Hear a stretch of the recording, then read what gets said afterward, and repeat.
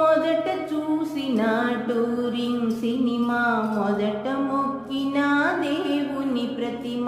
రేగు పళ్ళకై పట్టిన కుస్తీ, రాగి చెంబుతో చేసిన ఇస్త్రీ, కోతి కొమ్మలో బెణికిన కాలు, మేక పొదుగులో తాగిన పాలు, దొంగ చాటుగా కాల్చిన బీడి, సుబ్బుగాడిపై చెప్పిన చాడి, మోట బావిలో మిత్రుని మరణం, ఏకధాటిగా ఏడ్చిన తరుణం